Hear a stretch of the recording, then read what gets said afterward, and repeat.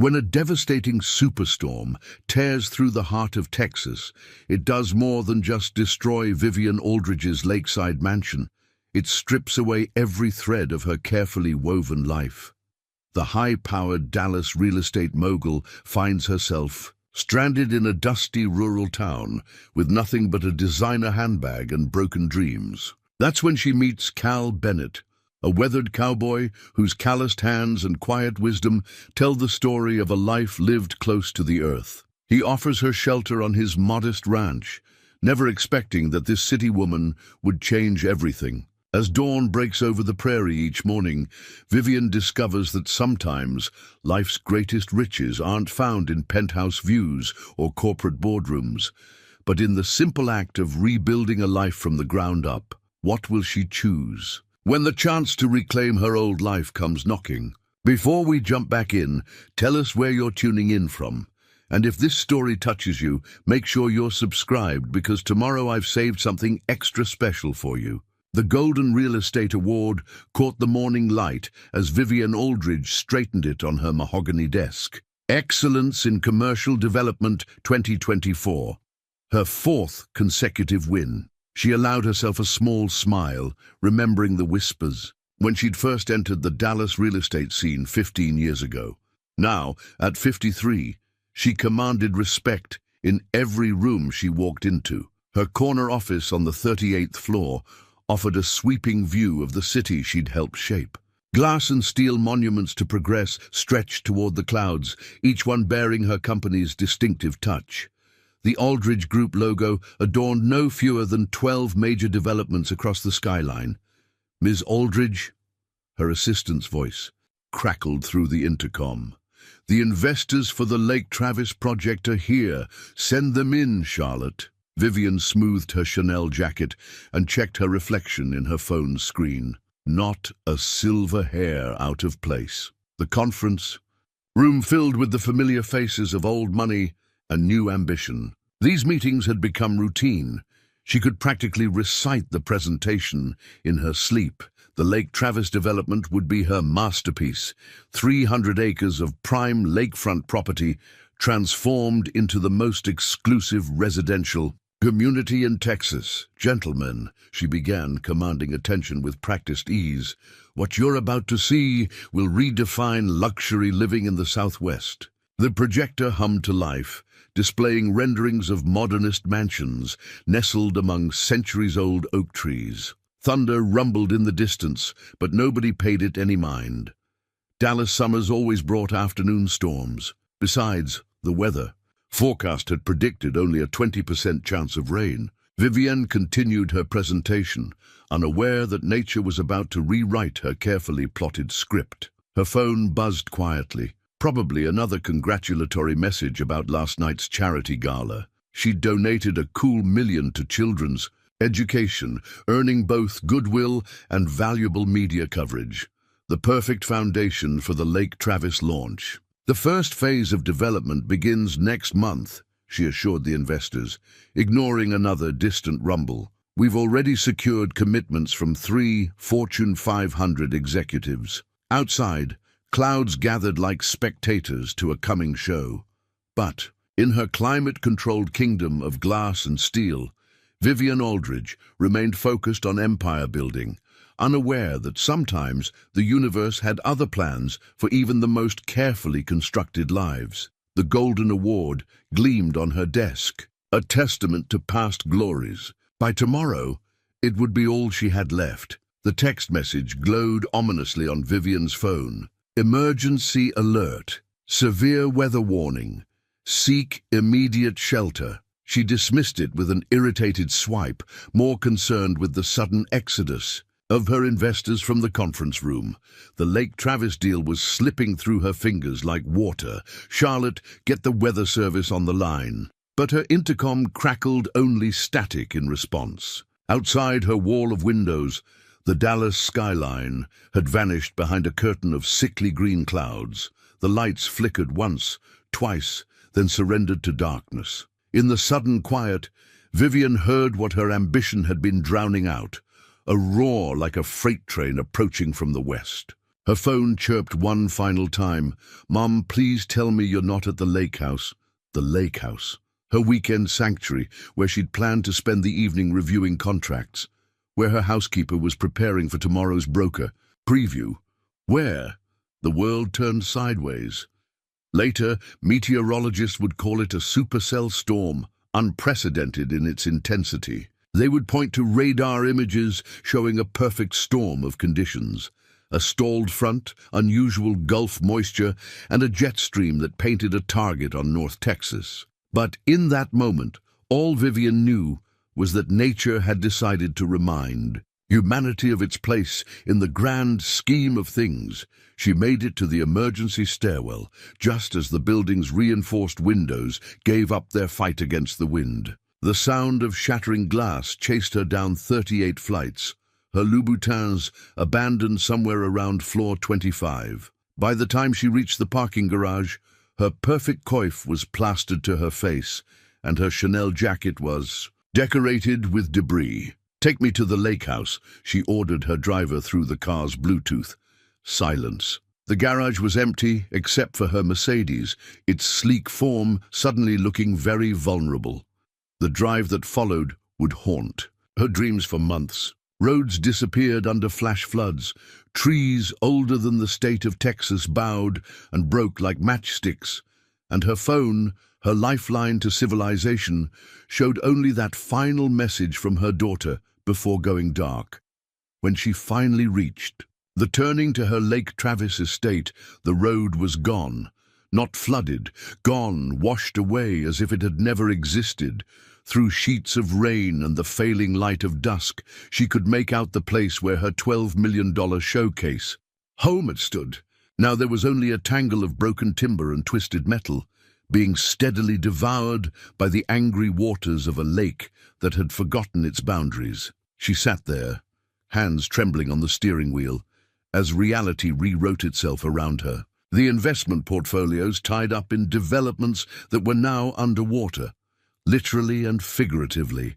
The clients whose deposits had been leveraged for expansions. The loans, the commitments, the empire built on the assumption that nature would stay within the lines humans had drawn for it. A crack like artillery fire made her jump. In her rearview mirror, she watched a power line pole surrender to gravity, taking with it her last hope of calling for help. The Mercedes gas gauge needle hovered just above empty, a detail that had seemed insignificant when she'd left Dallas, but now felt like another nail in the coffin of her carefully controlled existence. Through the passenger window, she caught a glimpse of something pale tumbling past on the floodwaters. Her heart clenched as she recognized the edge of a presentation board from this morning's meeting. The future she'd been selling, now literally washing away.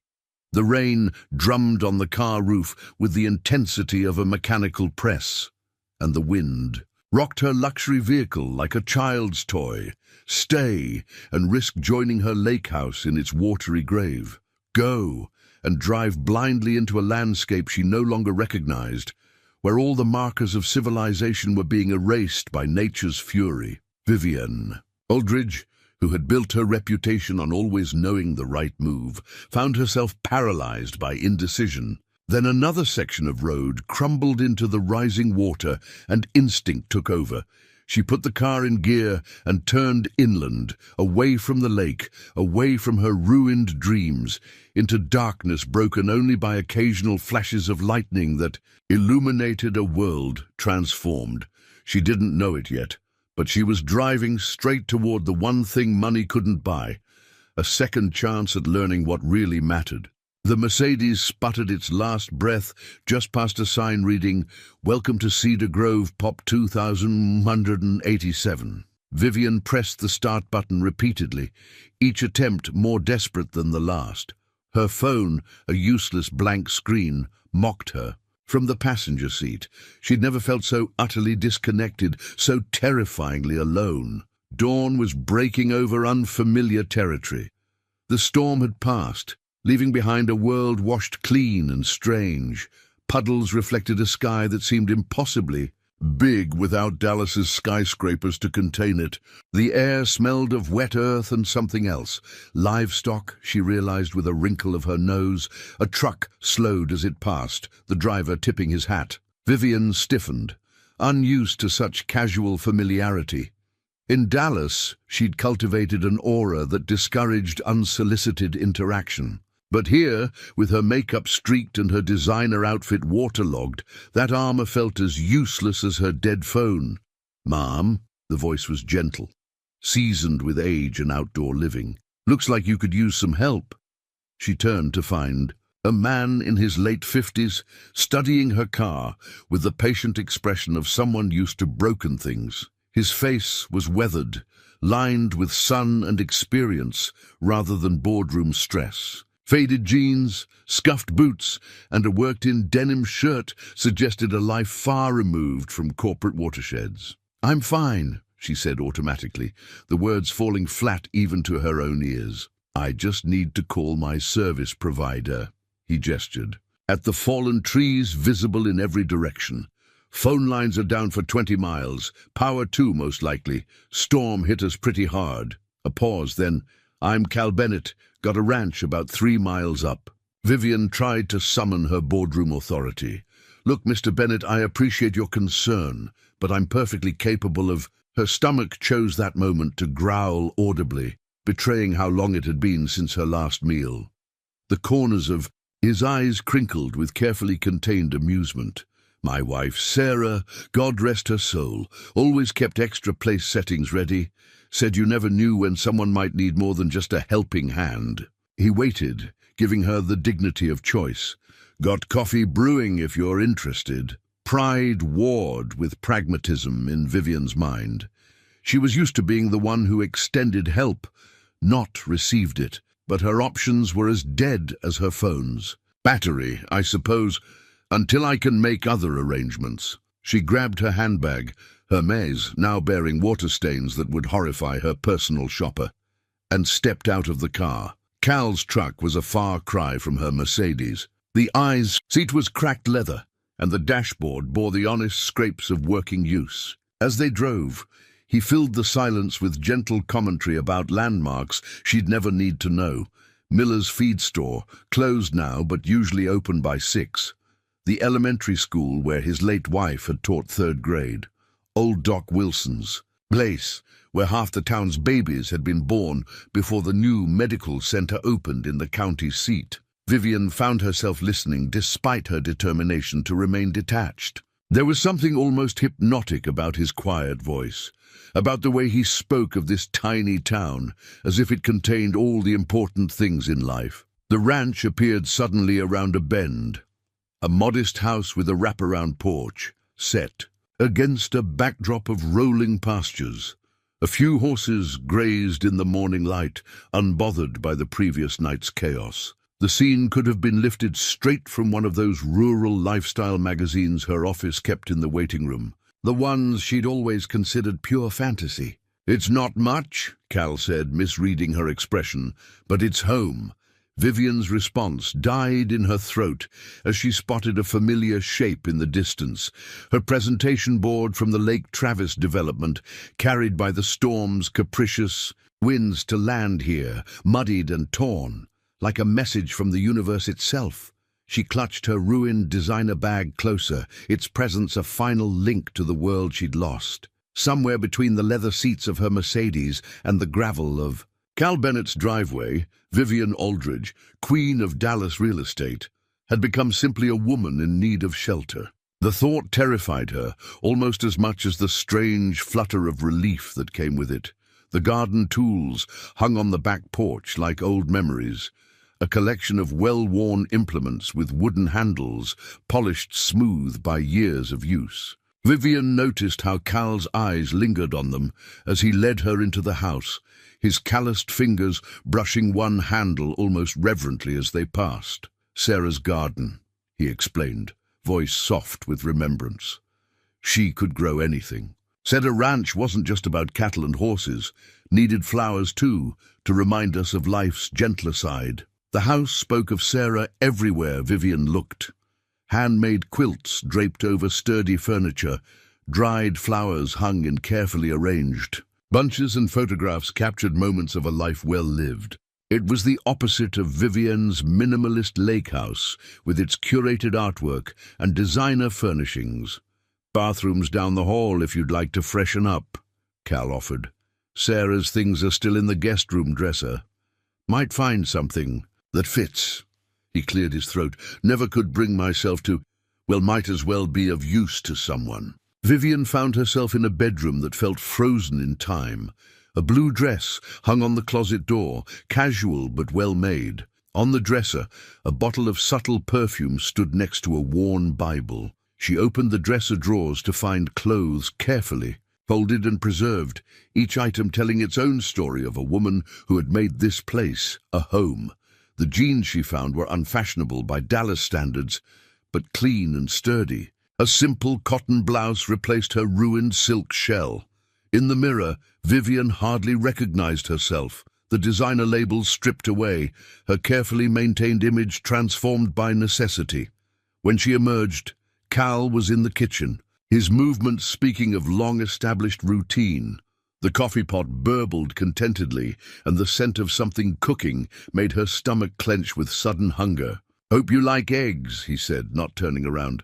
"Chickens don't care much about storms, they just keep producing." Vivienne sat at the kitchen table, feeling oddly out of place in Sarah's clothes. "How long?" she asked quietly, understanding instinctively that no other context was needed. 2 years, 4 months, and 17 days. Cal placed a plate in front of her, eggs, toast, and sliced tomatoes arranged with surprising care. "Cancer gave us 6 months to prepare, but you're never really prepared, are you?" The food was simple but delicious, seasoned with herbs that must have come from Sarah's garden. Through the kitchen window, Vivienne could see the flowers still, blooming there, tended by Cal's careful hands. "The tools," she said between bites, "you've maintained them." "Everything she loved I try to keep alive." He poured more coffee into her cup. The garden, her classroom scholarship fund, the way she'd leave the porch light on because someone might need it. A quiet chuckle. "Like last night's storm brought—" "You hear?" Vivienne felt something shift inside her, a crack in the carefully constructed walls of her professional persona. "I lost everything," she admitted, the words spilling out before she could stop them. "My house, my company, 20 years of building a legacy, gone in one night." Cal's response surprised her. "Lost everything?" He gestured to her, sitting there, alive and whole. "Seems to me you've still got the only thing Sarah would have said matters." He stood, carrying their plates to the sink. "Rest of it's just stuff. Stuff can be rebuilt." The morning sun streamed through windows that hadn't seen a professional cleaner in years, but somehow sparkled anyway. Outside, a horse nickered, and somewhere in the distance a windmill creaked its slow rhythm. The world Vivienne had known, with its constant noise of ambition and acquisition, felt very far away. "I should call my daughter," she said, remembering the last text message with a pang of guilt. "Phone lines might be down for a while yet." Cal dried his hands on a towel embroidered with cheerful sunflowers, Sarah's touch again. "But you're welcome to stay until things sort themselves out. Ranch always needs extra hands, if you're willing to learn." Vivienne looked down at her borrowed clothes, at hands that had never known real work. Through the window, she could see Sarah's garden tools catching the morning light, simple instruments that had helped create something beautiful and lasting. Perhaps they had one more lesson to teach. The work boots sat accusingly by the back door, sturdy, practical things Cal had found in a storage closet. "Sarah kept them for garden work," he'd said. "Might be useful, seeing as those city shoes of yours aren't made for ranch life." Vivienne stared at them now, remembering the $1,000 heels abandoned in that Dallas stairwell. These boots, with their scuffed toes and worn laces, represented everything she'd spent her life avoiding. Manual labor, dirt, the unglamorous realities of working land rather than selling it. "Best get started before the sun gets too high," Cal called from the porch. "Fence on the north pasture took some damage in the storm." The boots fit perfectly, a fact that felt somehow significant. Vivian tucked Sarah's jeans into them and stepped out into a morning already heavy with humidity. Her first step sent her stumbling. The boots' weight unfamiliar after years of designer footwear. "You'll get used to them," Cal said, hiding what might have been a smile behind his coffee mug. "They're honest boots. Keep you grounded." The drive to the north pasture was silent, except for the truck's familiar rattles and the occasional comment from Cal about the land they passed. Vivian found herself studying his hands on the steering wheel, hands that spoke of years of practical knowledge, so different from the manicured gestures of her boardroom world. "First rule of fence mending," Cal said as they unloaded tools, "is understanding that every break tells a story." He knelt by a section of damaged fencing. "See here? Stormed through that oak branch. Could have been worse. Post is still good, just need to restring the wire." Vivienne watched as he demonstrated the repair process, his movements efficient and practiced. When it was her turn, the wire seemed to have a mind of its own, refusing to tension properly, scratching her borrowed work gloves. "Patience," Cal advised. "Wires like people. Try to force it and it'll fight you every time." The morning wore on. Vivienne's corporate smooth hands developed their first blisters, then their first calluses. Her back, accustomed to ergonomic office chairs, protested the new demands. But slowly, post by post, the fence took shape under their combined efforts. "Not bad," Cal assessed as they finished the last section. Sarah's first try at fence work, she wrapped herself up like a Christmas present. He chuckled at the memory. "Spent more time untangling her than fixing the fence."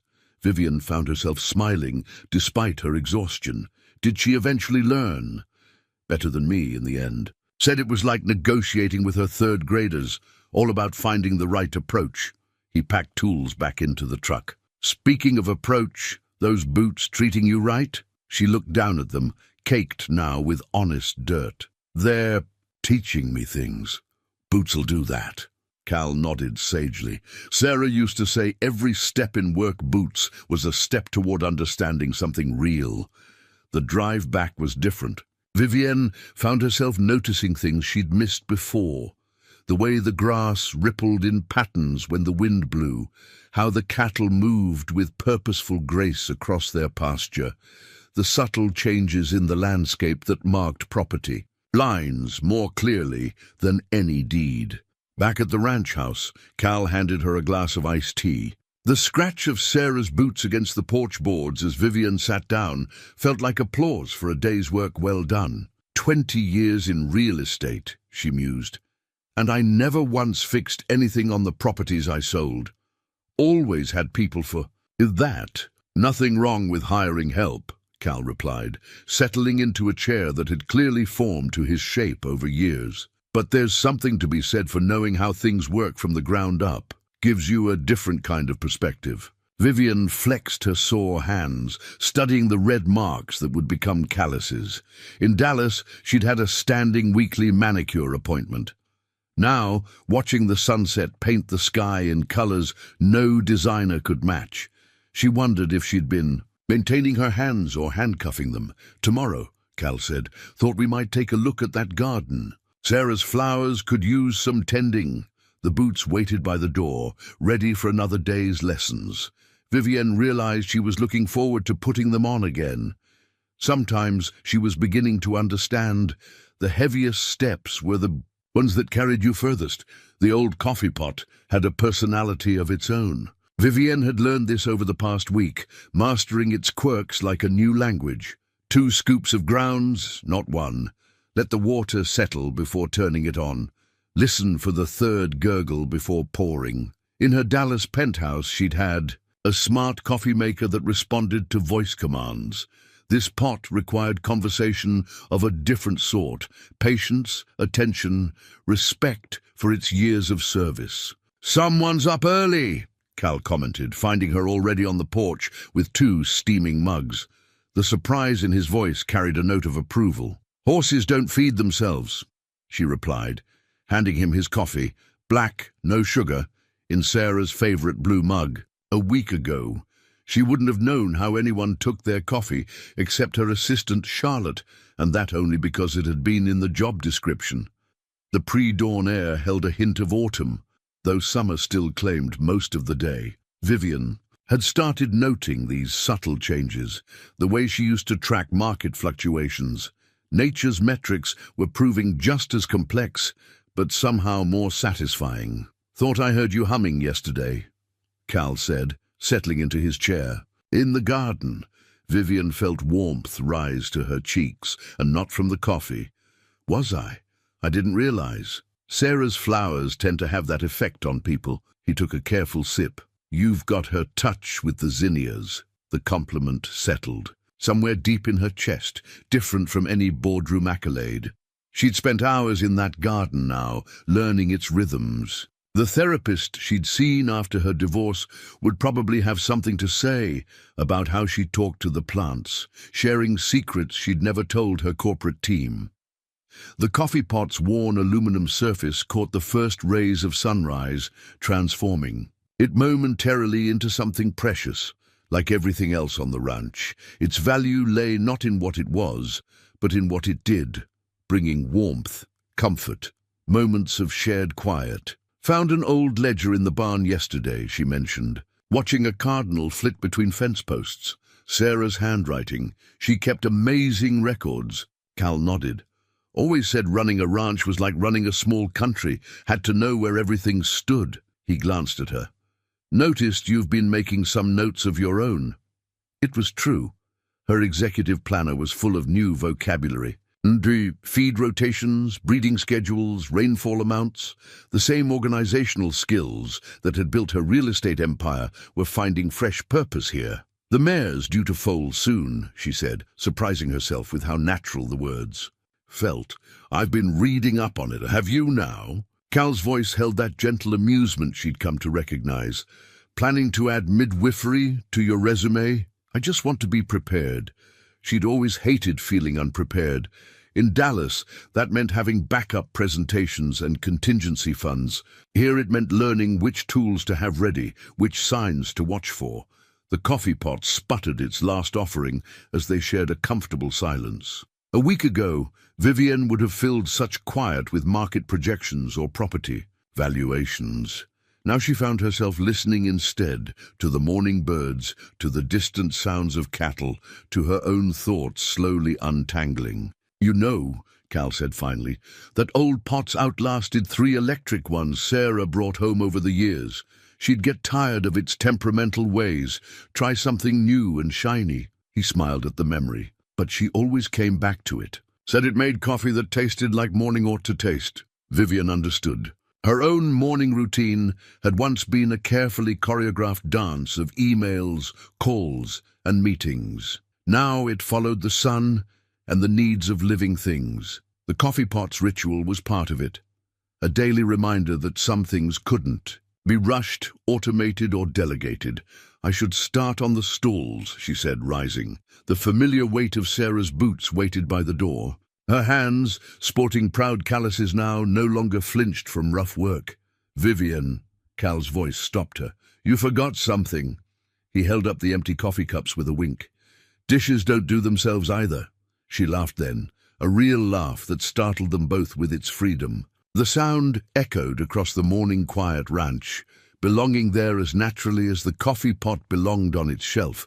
Perhaps not the finest thing, but exactly what it needed to be. The Cedar Grove Gazette lay folded on Mabel Henderson's lap, like a weapon waiting to be deployed. "Well, isn't this interesting?" she said, adjusting her reading glasses with practiced dramatic flair. "Says here that Vivian Aldridge, CEO of the Aldridge Group, is missing after that big storm. Companies in chaos, properties underwater, literally and figuratively." Vivian, elbow deep in Sarah's flower beds, kept her head down.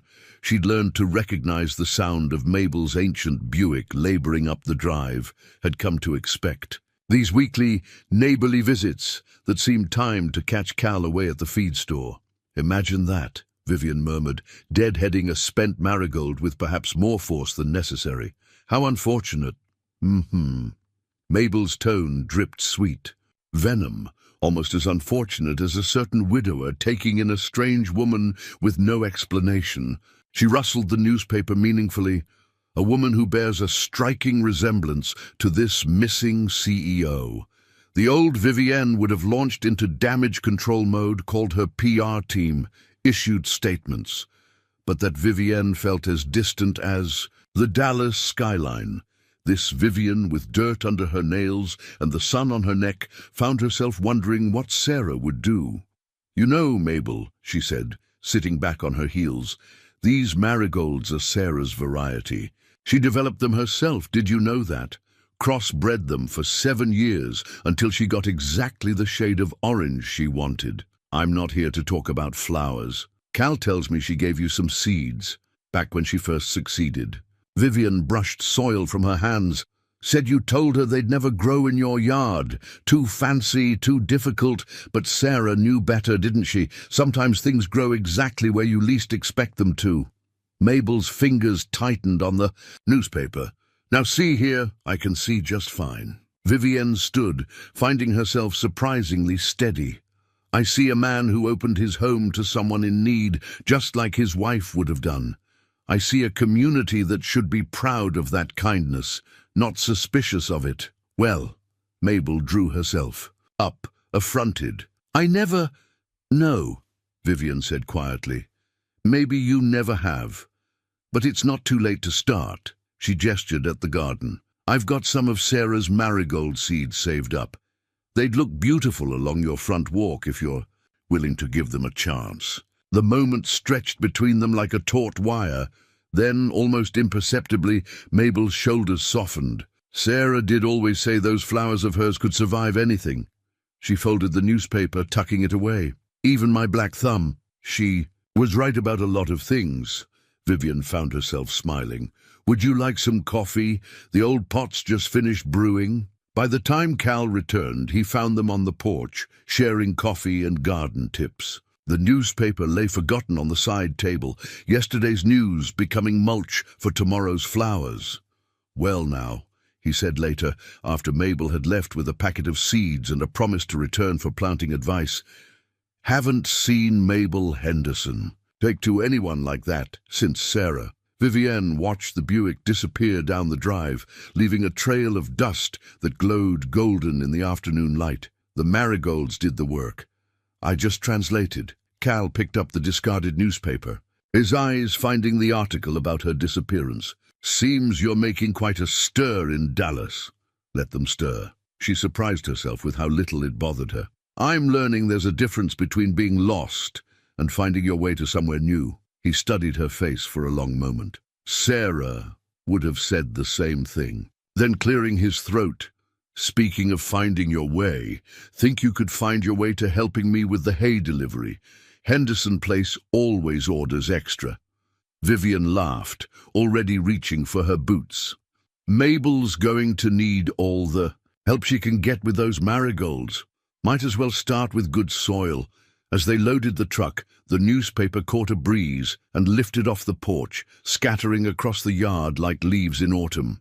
Neither of them moved to chase it. Some stories, Vivian was learning, were better left to the wind, while others were just beginning to take root. The insurance denial letter arrived with the restored mail service, its corporate letterhead stark and unforgiving. Vivian read it twice at the kitchen table, her fingers tracing the cold, precise language that dismantled her former life piece. By piece, force majeure, extraordinary circumstances, claim denied. Bad news? Cal asked, setting a fresh cup of coffee beside her with the quiet grace she'd come to rely on.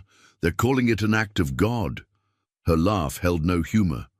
"Apparently, God decided my entire property portfolio needed a bath." She spread the letter, flat, smoothing its creases. "The Lake Travis development, my office building, even my house, all declared total losses. Insurance won't cover unprecedented weather events." The morning sun threw the letter's shadow across Sarah's cheerful checkered tablecloth, like a dark stain on a bright day. "There's more," Vivian continued, her voice steady, even as her hands trembled. "My VP of Operations, Marcus, the one I mentored for 5 years, he's orchestrated a board takeover. Says my mysterious disappearance proves I've abandoned the company." Cal settled into the chair across from her, his presence solid and grounding. "Sounds like a man who mistakes silence for weakness. I trained him too well." She pushed the letter aside, taught him to seize opportunities, to never let a crisis go to waste. "I just never thought—" The words caught in her throat. "Never." "You thought he'd turn those lessons against you?" Cal nodded slowly. "Sarah used to say betrayal's like a snake bite. Hurts most when it comes from something you trusted." The kitchen clock ticked steadily, marking time in a way that felt different from her old world of digital displays and calendar alerts. Through the window, she could see the garden where she'd spent that morning weeding. Simple, honest work that had left her tired in body but clear in mind. "You know what's strange?" She wrapped her hands around the warm coffee mug. "A month ago, this would have destroyed me. My company was everything. I had a 10-year plan, projection charts, growth, strategies." She gestured at the letter. "Now it feels like reading about someone else's life." "Maybe because it was someone else's life," Cal suggested gently. The Vivian who knew every market trend but never felt morning dew on her feet, who counted success in square footage but couldn't tell a marigold from a dandelion. That Vivian had power lunches at 5-star restaurants. She smiled faintly. This one had dinner in the garden last night, eating tomatoes still warm from the sun. And which meal tasted better? The question hung in the air like the morning mist that still clung to the pastures. Vivian thought about the previous evening, the simple pleasure of food she'd helped grow, the way the setting sun painted the sky in colors no designer could match, the comfortable silence shared across a weathered picnic table. "My daughter called yesterday," she said instead of answering directly. "First time the phones have worked properly. She's been worried sick, saw the news about the company." Vivian traced the rim of her coffee cup. "Asked me when I'm coming." "Back to fix everything?" Cal's eyes held a question he wouldn't voice. "I told her I'm not sure there's anything left to fix, or if I even want to." The admission felt like setting down a heavy burden she hadn't realized she'd been carrying. She didn't understand. "Said I was letting them win. And what do you think?" Vivian stood, walking to the window. The morning light caught the dew on Sarah's roses, transforming each drop into a tiny prism. I think I'm finally learning the difference between winning and finding something worth having." She heard Cal's chair scrape back, his boots solid on the floor as he joined her at the window.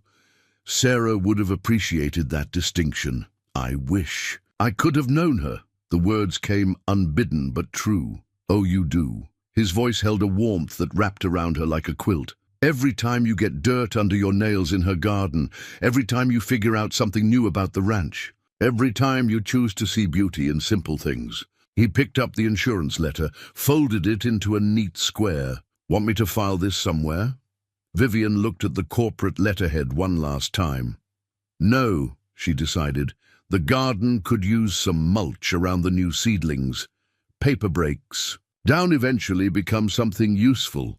She smiled. "Another lesson from Sarah?" "No," Cal said softly. "That one's all yours." The veterinary bill lay unsigned on Doc Wilson's desk, its total figure more daunting than any real estate commission Vivian had ever negotiated. Shadow, Cal's prized quarter horse, stood in his stall, fighting for every breath, his usual proud bearing diminished by pain and fever. "Colic," Doc Wilson explained, his weathered face grave. "Bad case, he needs surgery, and soon. Nearest equipped facility is in Austin." He glanced at Cal. "Won't lie to you, it's expensive, and there's no guarantees." Vivian watched Cal's hands tighten on his hat brim. Shadow had been Sarah's favorite, the horse she'd ridden until her illness made it impossible. The thought of losing this living link to her seemed to age Cal right before Vivian's eyes. "How long do we have to decide?" Cal's voice was steady, but Vivian had learned to read the tension in his shoulders. "Hours, not days." Doc Wilson stood, joints creaking like old leather. "I can give him something for the pain, but..." He left the sentence unfinished, its ending written in the shadows under Cal's eyes. After the vet left, silence filled the barn like heavy smoke. Shadow's labored breathing punctuated the quiet, each wheeze a countdown they couldn't ignore. Cal stood at the stall door, one hand resting on the horse's neck, speaking soft words meant for no other ears. Vivian stepped back, giving them privacy. Her mind, trained on spreadsheets and profit margins, automatically calculated costs against assets. The ranch was land-rich but cash-poor. She knew that now. The surgery would drain what little cushion they had, and winter was coming. But as she watched Cal with Shadow, she remembered something else. The way he'd offered shelter to a stranger without counting the cost. How he kept Sarah's garden blooming without measuring the return on investment.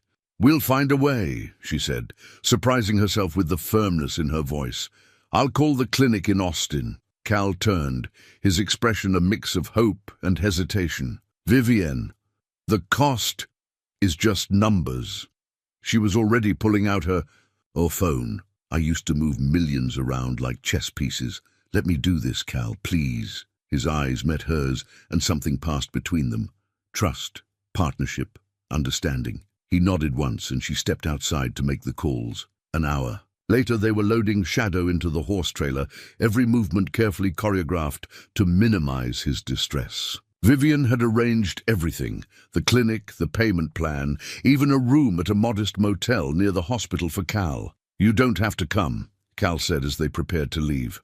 "Ranch needs tending. I know how to feed now," she replied, climbing into the truck's passenger seat. "The animals can spare us both for a day or two." Her lips curved in a small smile. "Besides, someone needs to handle the paperwork. That's still my specialty." The drive to Austin was tense, each mile marked by Shadow's muffled sounds of discomfort from the trailer. Vivienne found herself praying, not to the god of corporate mergers and real estate deals, but to whatever force watched over horses and the people who loved them. At the clinic, while Cal spoke with the surgeons, Vivian handled the admission forms with the same attention she'd once given to million-dollar contracts. The billing clerk looked dubious at first, but Vivian's authoritative tone and precise knowledge of financial terms soon smoothed the way. "Ma'am," the clerk said hesitantly, "there's still the matter of the deposit." Vivian pulled out her last remaining credit card, the one she'd been saving for an emergency return to her old life. "Whatever it takes." Later in the waiting room, Cal's quiet voice broke hours of anxious silence. "You didn't have to do that." "Yes," she said simply. "I did." She touched his arm gently. "Some things are worth more than money, Cal. You taught me that." Morning found them still there, coffee cooling in styrofoam cups, when the surgeon finally appeared. His smile told them everything before he spoke a word. "He's tough, your horse," he said, already trying to charm the nurses. The relief that flooded Cal's face was worth every penny of that unsigned bill, now marked paid in red ink. In that moment, Vivian realized something profound. She'd spent her career calculating return on investment, but she'd never truly understood value until now. "Just like Sarah," Cal whispered, his voice rough with emotion, "always said that horse was too stubborn to quit." He looked at Vivian, eyes bright with unshed tears. "Thank you. That's what partners do," she replied, and knew as she said it that she meant more than just ranch business. Some investments, she was learning, paid dividends that would never show up on a balance sheet. The blue ribbon caught the evening breeze, its satin surface reflecting the strands of lights strung across Cedar Grove's town square.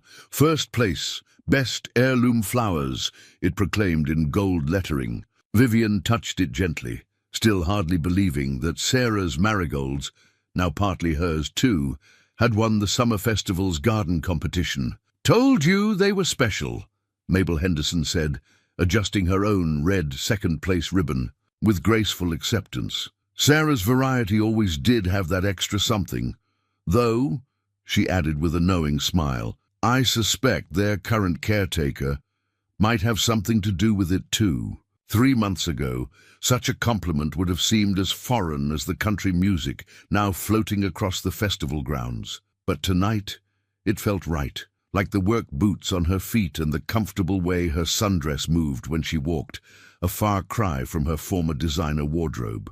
"You should see them dancing," Vivienne heard someone whisper as Cal approached with 2 glasses of lemonade. The festival crowd parted naturally around him, not out of deference but with the easy respect of people who'd known him all his life. "Thought you might be thirsty," he said, offering her a glass. "Winning gardener and all." Their fingers brushed during the exchange, and Vivienne felt that now familiar flutter in her chest. Cal cleaned up nice, as Mabel had observed earlier. His pressed shirt and cleaned boots spoke of effort made, of special attention paid to the evening. "Remember when you thought these small-town festivals were beneath your dignity?" he teased. "Gently. That was at least 3 lifetimes ago," she replied, watching children chase fireflies across the square. "Back when I thought success could only be measured in square footage and profit margins." The band shifted to a slower song, one that made the older couples drift toward the wooden dance floor laid out in front of the gazebo. Cal set down his lemonade and held out his hand, his expression carrying a question mark. "I don't know this." "A kind of dancing," Vivienne admitted, even as she placed her hand in his. "Good thing I do, then." His smile crinkled the corners of his eyes. "Sarah taught me. Said even a ranch hand ought to know how to move to something besides a tractor's rhythm." He led her onto the floor with surprising grace, his hand steady. At her waist, the blue ribbon brushed against them as they turned, a gentle reminder of achievements measured in growth and nurturing rather than dollars and cents. "You're good at this," she said, surprised by how naturally they moved together. "Had a good teacher." His voice carried that tone it always did when speaking of Sarah, but something else too, a present tense warmth that made Vivienne's heart skip. "She'd be proud, you know, of the garden, of how you've taken to ranch life, of how you've moved." "Forward?" Vivienne suggested softly. The question hung between them like the festival lights overhead. Cal's step faltered slightly, then steadied. "Yeah," he said finally. "That, too." They danced in comfortable silence, aware of the eyes on them, but finding they didn't mind. The blue ribbon caught occasional glints from the lights, like stars winking their approval. "Your daughter called again yesterday," Cal mentioned as they turned past the gazebo. "She did." Vivienne smiled. "Asked when she could come visit. Seems she's curious about this new life of mine." "And what did you tell her?" "That she's welcome. Any time." The words came easily now. "That I'd love for her to see the garden, meet Shadow. He's quite the celebrity since his recovery. And," she hesitated, then continued, "and meet the person who helped her mother find her way home." Cal's hand tightened slightly on hers. "Home," he repeated softly. "Sounds right when you say it." The music swelled, and Cal spun her gently. Her skirt flared and she laughed with pure joy, a sound that would have shocked her former board members, but seemed to belong perfectly here under the Texas stars. As they turned again, Vivienne caught sight of their reflection in the darkened window of Miller's feed store. They made a striking pair, not for their differences, but for how naturally they fit together. Like Sarah's marigolds in the garden, like the blue ribbon against her dress, like the way the ranch had become not just a place she stayed, but a place she belonged. The song ended, but Cal didn't immediately step away. "Another dance?" he asked, his voice carrying more than just that simple question. "Yes," Vivienne answered, understanding she was saying yes to more than just the dance. The blue ribbon fluttered between them like a flag marking new territory where the heart's measurements meant more than any surveyor's marks. The business card seemed to burn in Vivienne's hand, its embossed lettering and premium stock paper feeling alien after months of ranch ledgers and feed store receipts. "Janet Chen, Executive Partner, Sterling Development Group." The woman's words still rang in her ears. "We've been following the Aldridge Group situation. Their loss could be your opportunity." Vivienne stood in Sarah's garden, her garden now too, watching the sunset paint the sky in colors no corporate office could match. The offer was more than generous, a partnership role, a chance to rebuild her empire with Sterling's backing, a penthouse office in their new Austin headquarters, everything she'd once lived for, gift-wrapped and presented with a silver bow. Thought, I might find you out here. Cal's voice carried across the evening air. Saw the fancy car coming up the drive earlier. City folk, I'm guessing? Sterling Development. Vivian turned the card over in her hands. They're expanding into Texas. Want someone who knows the territory. Cal leaned against the garden fence, his presence solid and reassuring. Sounds like something the old Vivian would have jumped at. The old Vivian would have signed before Janet finished her pitch. She smiled wryly. Would have been planning her comeback tour before the ink dried. And the new Vivian? She looked down at her hands, still manicured, but now bearing calluses of honest work. The business cards seemed to mock them, promising a return to soft palms and power lunches. They want an answer by Friday, she said, instead of answering directly. Janet left her card, in case I come to my senses. Cal was quiet for a moment, the kind of quiet that came from really thinking rather than just waiting to speak. You know, he finally said, Sarah faced a choice like that once. Teaching job. In Houston, triple the salary, half the work. Vivian turned to face him. She never mentioned it? Only years later when we were putting in this garden. Said some roots grow deeper than money can measure. He gestured at the thriving flowers around them. Said she chose the life that made her soul grow. Not just her bank account. The evening air carried the mingled scents of Sarah's marigolds. And the fresh-cut hay in the north pasture, somewhere in the barn, Shadow nickered, fully recovered and spoiled rotten by both of them since his surgery. Janet said I'm wasting my talents here, Vivian admitted. Said someone with my experience should be building skyscrapers, not mucking out stalls. Reckon that depends on how you measure talent. Cal straightened from the fence. Way I see it, takes more skill to help things grow than to just build over them. A gentle breeze stirred the garden, carrying the business card from Vivian's loosened grip. She watched it dance across the yard, a piece of her old life tumbling away like a leaf in autumn. You're not going to chase that? Cal asked, something careful in his voice. No, she said softly. Then again with more certainty. No. I think I'm exactly where my talents are needed. She turned to face him fully, seeing in his eyes the same warmth that had been growing between them since the festival. Besides, she continued, I've got plans for this place. The south pasture would make a perfect event venue. Weddings, family reunions. We could renovate the old barn, add some guest cabins. Share this piece we've found with others who need it. We? Cal's voice held a note of hope she'd never heard before. If you're interested in a partnership. She felt her cheeks warm. A real one, I mean. Beyond just the ranch. Cal stepped closer, his presence blocking the setting sun and casting her in his shadow. You sure about this? About staying? Vivian looked past him at the garden, at the ranch house beyond, at the life she'd stumbled into and chosen to make her own. Janet offered me the chance to build something big, she said.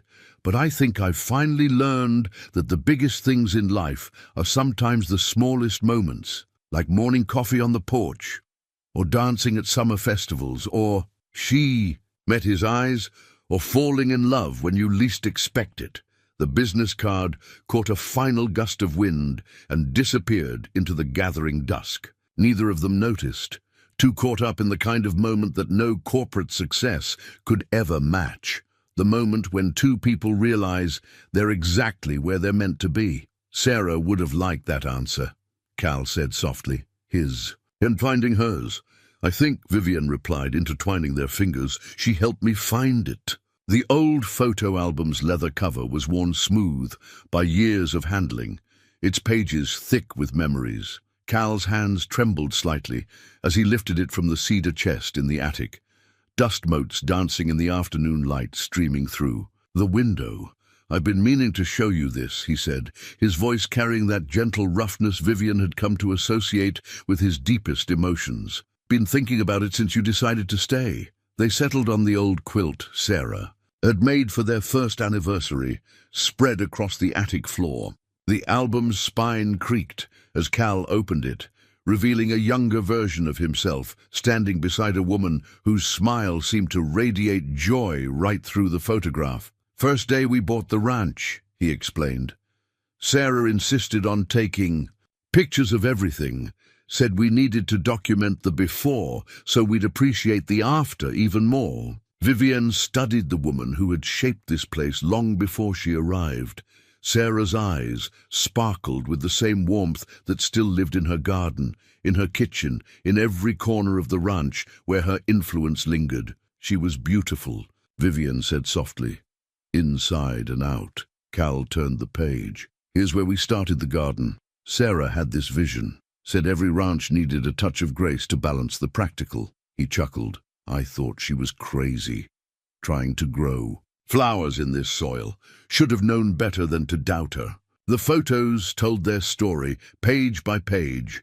The garden taking shape, the ranch developing, Sarah and Cal growing older together but somehow more in love with each passing year.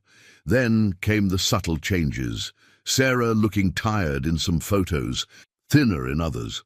Cal's finger traced the edge of a particular image. "This was the day we got the diagnosis." His voice hitched slightly. She was more worried about her third graders missing their teacher than about herself.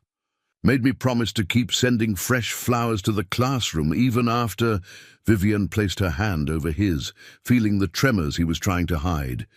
"She wrote about them, you know. In the garden journal I found every flower, every season. She documented it all. That was Sarah." Cal smiled through the moisture in his eyes. "Said life was too precious not to keep track of its beauty." He turned another page, revealing Sarah in a hospital bed, still smiling, still radiant despite everything. Even at the end, she made me bring her pictures of the garden, said she needed to make sure I was keeping up with the weeding. The silence that followed felt holy somehow, filled with the weight of shared grief and understanding. Outside, a whippoorwill called, its evening song drifting through the attic window. "The last thing she said to me," Cal continued, his voice barely above a whisper, "was don't let our garden die with me. Wasn't talking just about the flowers." He looked at Vivian, his eyes holding years of unspoken pain and newfound hope. "Took me 2 years to understand what she meant." Vivian squeezed his hand. "She knew you'd need time and space to grow something new." He turned to the album's final pages. Empty ones, waiting to be filled. "Sarah always said life was like her garden. Sometimes you have to let things fade so new beauty can bloom." The afternoon light painted long shadows across the attic floor as they sat together, surrounded by the gentle presence of a woman who had loved this place enough to ensure its future even after she was gone. "I've been feeling guilty," Cal admitted, "about being happy again, about—" He gestured between them. "This, don't." Vivian's voice was firm but tender. "Sarah's love built this place, shaped it, made it what it is, including making it a place where 2 broken people could find healing." She touched the empty pages. "She left these blank for a reason, Cal." He nodded slowly, understanding dawning in his eyes. She always did think ahead. His hand found Vivian's again, stronger now, steadier. Said every ending was just a different kind of beginning. The whippoorwill called again as they carefully closed the album. Its story paused, but not ended. Through the window, they could see Sarah's garden, their garden now, blooming in the evening light. Proof that love, like flowers, could return season after season, each time in a new and beautiful way. "Thank you," Vivian said softly, "for sharing her with me." "Thank you," Cal replied, "for helping me keep my promise to her." He stood, pulling her gently to her feet, about not letting the garden die. Together, they carried the album downstairs, leaving the attic's shadows behind. Some ghosts, they were learning, weren't meant to be exorcised but embraced, their presence a blessing rather than a burden, their memory not a wall but a bridge to new possibilities. The building keys felt foreign in Vivian's hand as she stood outside her former office tower. The security guard had recognized her immediately. "Ms. Aldridge, we thought you were—" But something in her expression had stopped him from finishing that sentence. Now, in the pre-dawn quiet, she faced her reflection in the gleaming glass doors, barely recognizing the woman who stared back. "You don't have to do this," her daughter Amanda had said last night over dinner. "The lawyers can handle the final paperwork." But Vivian knew she did have to do it. Some chapters needed proper endings before new ones could begin. The elevator ride to the 38th floor was surprisingly emotional, not for the power she'd once wielded here, but for how foreign it all felt now. The artificial air, the hum of fluorescent lights, the sterile smell of corporate success. Her boots, she hadn't bothered changing into heels, echoed oddly against the marble floors.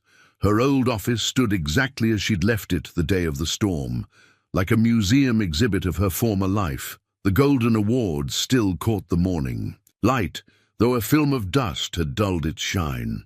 Here was the desk where she'd made million-dollar decisions. There was the view she'd once thought represented the pinnacle of achievement. "It feels smaller somehow," she mused aloud, running a finger through the dust on her desk. "The office?" Amanda asked, hovering in the doorway. "The dream," Vivian smiled softly. "All of this. The corner office, the skyline view, the prestigious address. It was everything I thought I wanted. Everything I thought I needed to be someone who mattered." She began gathering personal items into a box she'd brought. Not the awards or the expensive art pieces. Those could stay for the liquidators. Instead, she chose the small things. The photo of Amanda's graduation, the handmade card from her secretary's daughter, the small pottery vase a client's child had given her. "I still don't understand," Amanda said, watching her mother work. "You built this company from nothing. It was your whole life." "That's just it, honey." Vivian paused, holding a frame that had once seemed so important, but now felt oddly weightless. It wasn't a life. It was just a very elaborate way of hiding from one. She crossed to the windows, remembering how she'd stood here the day of the storm, blind to the warnings of what was coming. The city sprawled below, as ambitious and unrelenting as ever, but now she could see what she'd missed before. How? The carefully manicured trees along the boulevard strained toward the sun. How even here, nature insisted on its own rhythm. "You're different," Amanda observed, coming to stand beside her. "Not just the clothes or the tan. There's something else." Vivian thought of Cal, probably feeding the horses right now. His quiet strength and genuine care, so different from the power plays and strategic alliances that had filled these halls. She thought of Sarah's garden, where success was measured, in blooms and growth rather than profit margins. "I found something real," she said simply, "something that can't be measured in square footage or stock prices." The morning sun had fully risen now, painting the office in gold light that reminded her of dawn at the ranch. She pulled an envelope from her jacket, her formal resignation from the board, relinquishing all claims to the company she'd built. The lawyers had argued against it, said she could fight, could reclaim her empire. "Mom?" Amanda's voice held concern. "Are you sure about this?" Vivian slipped her building keys into the envelope alongside the resignation letter.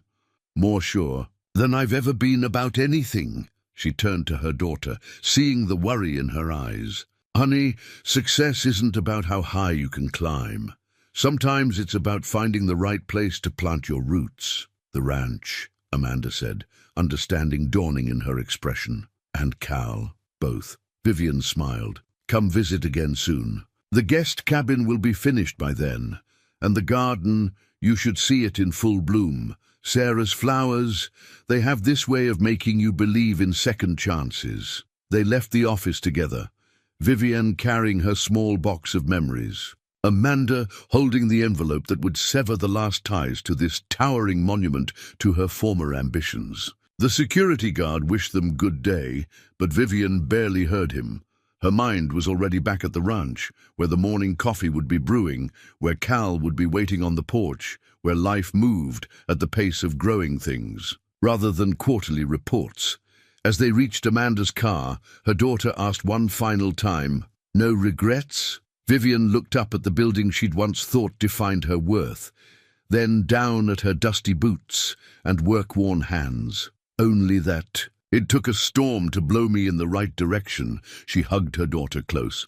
But some lessons you have to learn the hard way. The keys in the envelope jingled softly as Amanda drove them away, their sound like distant wind chimes bidding farewell to one life and welcoming another, one where the only keys that mattered were to a ranch house door and the heart of a man who knew the true value of things that couldn't be bought or sold. The ranch deed lay on the kitchen table between them, its aged paper bearing the weight of generations. Cal had placed it there after breakfast, his hands steady, but his eyes holding a question too important for casual conversation. Sarah and I always talked about what would happen to the ranch, he said, his voice gentle in the morning quiet. She made me promise it wouldn't end with us, said places like this needed to keep living, keep growing. Vivian's coffee had grown cold, forgotten as she stared at the document before her. The legal language was familiar. She'd handled thousands of property transfers in her career, but this was different. This wasn't just a transaction, it was a transformation, a partnership deed, she said softly, reading the carefully typed edition. Cal, are you sure? He reached across the table, his weathered hand covering hers. Never been more sure of anything. Well, almost anything. His eyes met hers, warm with meaning. Ranch needs both of us now, has for a while. Through the window, Sarah's garden bloomed in the morning sun, no longer just Sarah's but theirs. The flowers they'd tended together, the paths they'd widened, the new beds they'd planned for next spring. Every change made with respect for what came before. Every addition a bridge between past and future. I got a call yesterday, Vivian admitted. From Marcus, the board is willing to reinstate me. They've seen the sterling development plans for the area, realize they need my connections. She smiled wryly. Amazing how failure can focus the corporate mind. And what did you tell them? Cal's voice was carefully neutral, but she could read the tension in his shoulders. I told them I'd found something their quarterly reports couldn't measure. She reached for the deed with her free hand. Something real, something worth building a life around, not just a career. The morning light caught the gold of her reading glasses. No longer designer frames, but simple ones bought at Miller's drugstore. Like everything else in her new life, they were chosen for function over fashion, for genuine need over superficial want. Amanda thinks we're crazy, she continued, a small laugh escaping. Says we could make a fortune turning this into a luxury resort. She's already sketched out plans for a golf course and spa. And what do you think? Cal's thumb traced gentle circles on her hand. Vivienne looked out at the land that had healed her, had taught her to measure wealth in sunrises and strength in calluses. I think we have something better in mind. The event venue in the South Pasture, the educational programs for city kids, the weekend farming workshops. She squeezed his hand. Sharing this place, not selling it. Cal nodded, understanding in his eyes. Sarah would have loved that. She always said the ranch had lessons to teach, if people were willing to learn them. She was right. Vivienne picked up the pen. Not the expensive fountain pen she'd once used to sign million-dollar contracts, but a simple ballpoint from the feed store. About so many things, her signature flowed across the page, different from her old corporate flourish. This was simpler, more genuine, like the life she'd chosen. Cal's signature joined hers, their names together making something new while honoring what came before. Partner, he said. The word carrying more weight than any corporate title she'd ever held. Partner, she echoed, and reached across the table to kiss him, tasting coffee and promise and tomorrow. The deed sat between them, no longer just a legal document, but a foundation for the future they'd build together. Through the open window came the sounds of their shared life. Horses in the paddock, wind in the oak trees, the distant rumble of the tractor where Miguel, their new ranch hand, was preparing the South Pasture for its transformation. You know what this means? Cal's eyes crinkled with amusement. No backing out next time there's fence mending to be done. Or garden weeding, she countered, rising to refill their coffee cups. Or horse doctoring or hay baling or any of the 1,000 other things this place needs. Wouldn't have it any other way. The deed caught the morning light, the fresh ink glistening like dew on new grass. Outside, another day on the ranch was beginning, full of the small moments and honest. Work that had become more precious to Vivian than any corner office view. She had finally learned what Sarah had known all along, that the truest measures of wealth were the ones that couldn't be written in ledgers or listed on stock exchanges. They were written instead in the strength of joined hands, in the growth of growing things, in the quiet certainty of knowing exactly where you belonged. The hand-painted sign stood propped against the porch railing, its fresh lettering catching the morning light. Bennett and Aldridge Ranch, where city meets country. Vivienne stepped back, studying their handiwork with a critical eye, while Cal added the final touches to the decorative border of painted wildflowers. "Sarah would have loved those bluebonnets you added," she said, watching him work. "They look just like the ones in her garden sketches. Had a good teacher." Cal's brush moved with surprising delicacy for hands more accustomed to fence posts and hay bales. She always said art was just another way of growing something beautiful. The sign would mark more than just their driveway entrance. It represented everything they'd been working toward over the past months. The south pasture had been transformed into an event space that somehow managed to feel both rustic and elegant, with the restored barn as its centerpiece. The first wedding was already booked for spring. "The school board called this morning," Vivian mentioned, settling into one of the porch rockers. "They want to expand the field trip program. Said the kids can't stop talking about their day. At the ranch." Cal's smile deepened the laugh lines around his eyes. "Those fourth graders from last week. Never seen children so excited about learning where eggs come from." He set his brush down, admiring their finished work. "Though that little girl who decided to name all the chickens might have been my favorite." "Miranda," Vivian laughed. "She sent us thank you cards for each chicken, remember? Even drew their portraits." The morning sun climbed higher, promising another busy day.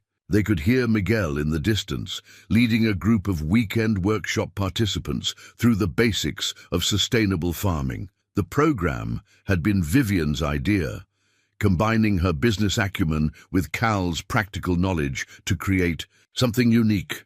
"Sometimes I wonder," she mused, "what my old board members would think if they could see me now, teaching city folks how to grow tomatoes instead of growing profit margins." "Reckon you're still growing profit margins." Cal settled into the rocker beside her. "Just measuring the profit differently now." He was right.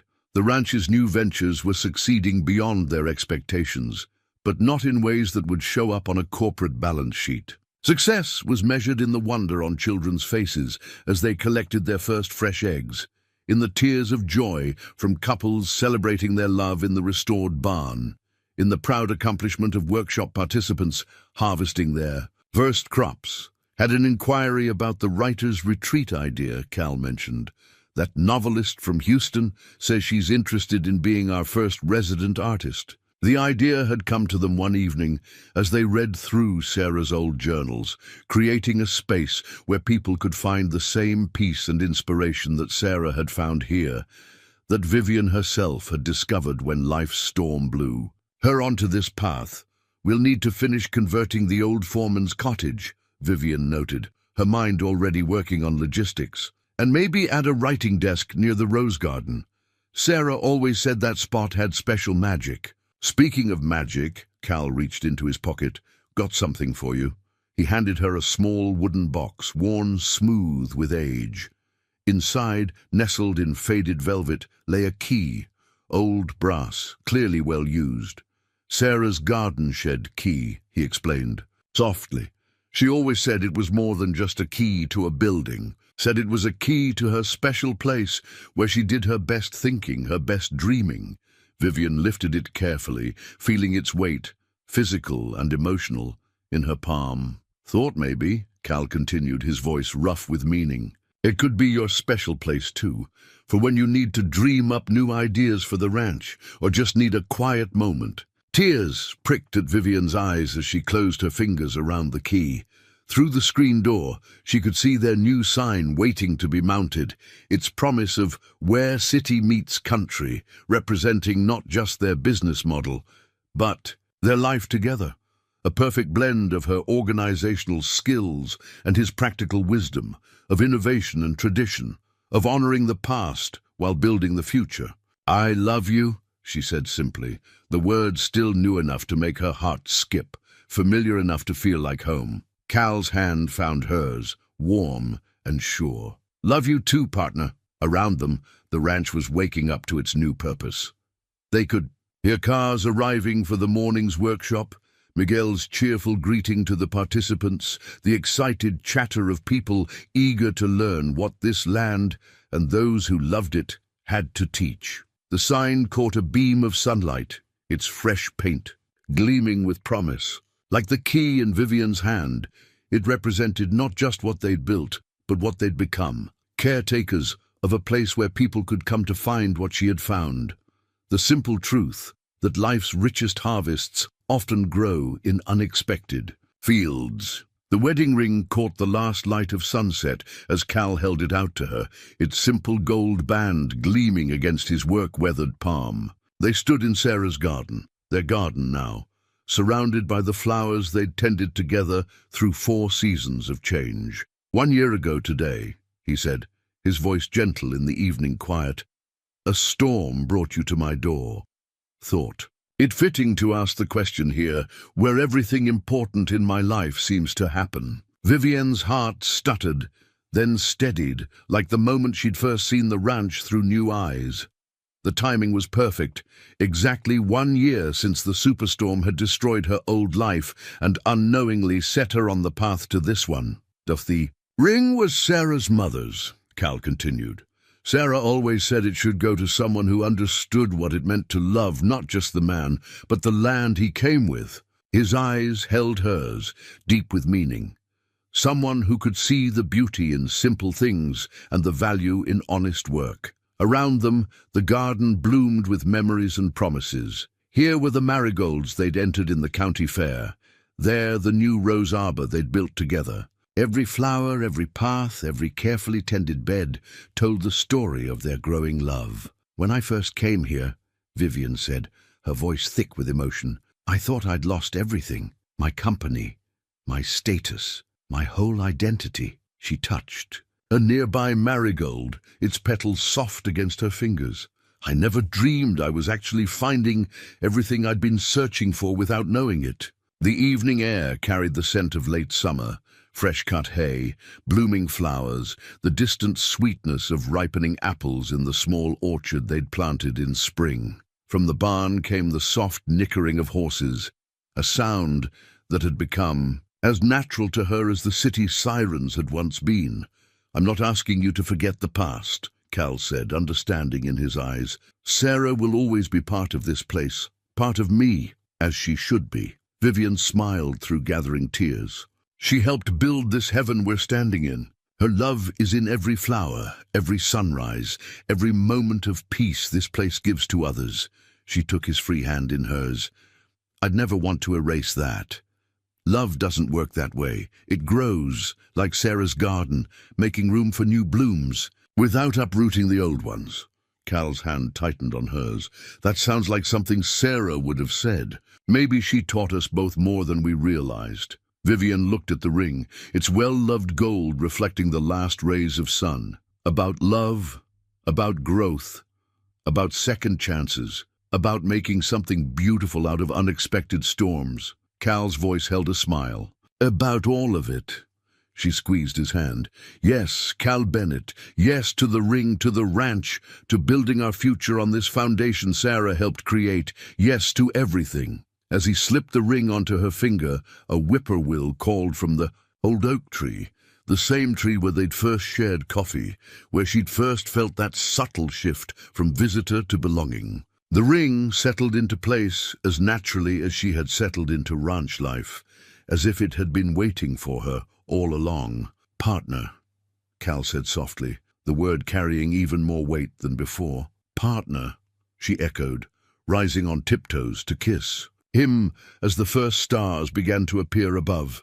They stood together in the deepening twilight, surrounded by the garden's evening chorus of crickets and night birds. Tomorrow would bring its usual busy schedule, a wedding in the barn, a children's farming workshop, endless tasks that needed doing. But tonight was for them, for this moment, for the completion of a circle that had begun with a storm and ended with the most perfect kind of calm. "I should warn you," Vivian said, her head resting against his chest. "Amanda's already planning a society wedding in Dallas. She thinks the ranch is too small." Cal's laugh rumbled through her. "And what do you think?" "I think," she lifted her head to meet his eyes, "that there's nowhere else big enough to hold this much happiness. We'll be married right here in Sarah's garden, with the people and places we love around us." The ring glowed softly in the gathering dusk, its old gold promising new beginnings. Above them, the first stars winked into view, the same stars that had guided her here on that stormy night, that had watched over her transformation from corporate queen to ranch partner, that would now witness this next chapter of their shared story. In the distance, thunder rumbled, a gentle summer storm approaching. But this time, Vivian felt no fear, only gratitude. After all, sometimes the biggest blessings came wrapped in storm clouds, if you were brave enough to weather them, and wise enough to recognize the rainbow that followed. The family portrait on the mantel caught the morning light, 3 generations captured in a single frame. Cal and Vivian on their wedding day, Amanda with her new husband James, and front and center, their 6-month-old granddaughter Sarah, named for the woman whose love had made it all possible. Vivienne adjusted the frame slightly, smiling at how the photographer had captured them all in the garden, surrounded by the flowers that had first taught her about putting down roots. Little Sarah wore a crown of marigolds, the same variety her namesake had developed, still blooming strong after all these years. "Penny for your thoughts." Cal's arms slipped around her waist, his chin resting on her shoulder. "Just thinking about storms," she replied, leaning back against him, "and the surprising places they can lead you." 2 years had passed since their wedding, 5 since the superstorm that had changed everything. The ranch had flourished beyond their wildest dreams, not in the way of corporate success that she'd once chased, but in deeper, richer ways that couldn't be measured in dollars and cents. The restored barn hosted weddings almost every weekend. Now, its walls echoing with love stories just beginning. The educational programs had expanded to include veteran therapy sessions, urban youth outreach, and senior gardening classes. Even Amanda, who'd once thought they were crazy for choosing this life, had moved to the guest house with James and little Sarah, drawn by the peace she saw in her mother's eyes. "Speaking of storms," Cal nodded toward the window, "looks like we might get some rain later." Miguel's already moved the workshop into the learning center. The learning center, once Sarah's beloved garden shed, had been carefully expanded while preserving its original character. Her old tools still hung on one wall, a reminder and inspiration to everyone who came to learn about growing things. "Did you see what Amanda planted yesterday?" Vivian asked, taking Cal's hand and leading him to the porch. In Sarah's memorial garden. The small protected corner of the garden had been Amanda's project since moving to the ranch. She'd taken to gardening with a passion that sometimes brought tears to Cal's eyes, claiming her daughter had inherited her grandmother's green thumb through some miracle of spiritual genetics. "Moonflowers," Cal observed, his voice soft with memory. "Sarah always wanted to plant those." Amanda found her old garden journal in the attic. "She's determined to fulfill every dream Sarah wrote down." Vivian squeezed his hand. "Said it's her way of getting to know the grandmother her daughter was named for." Thunder rumbled in the distance, a gentle warning of approaching weather. But storms held no fear for them now. They'd learned to see them as nature's way of clearing the air for new growth. Through the screen door, they could hear little Sarah's delighted giggle as she helped Miguel prepare for the day's workshop. Her tiny voice already mixing English and Spanish in the way of children raised in 2 cultures. The sound carried across the morning air like music. "You know what today is?" Cal asked, though they both knew she remembered. "5 years since I showed up on your doorstep, looking like a drowned rat in designer clothes." Vivian chuckled at the memory. "Probably the best, worst day of my life." "Our life," Cal corrected gently, pulling her closer. The storm was rolling in now, its approach painting the sky in dramatic shades of purple and grey. But the ranch was ready. It always was these days. The horses were sheltered, the equipment secured, the buildings weatherproofed. Experience had taught them to respect nature's power while celebrating its beauty. "Mom!" Amanda called from inside. "The twins from Houston just pulled up. They're here for their final wedding planning session." Vivian smiled at the timing. Another couple choosing to begin their journey here, in this place where so many lives had been transformed. "Coming, honey!" But before she turned to go in, she paused for one more moment on the porch, taking in the view that never failed to fill her heart. The garden Sarah had started, that she and Cal had expanded, that Amanda was now adding to. The restored barn, with its fresh paint and ancient beams. The learning center where lives were changed daily. The fields where city children discovered where food really came from.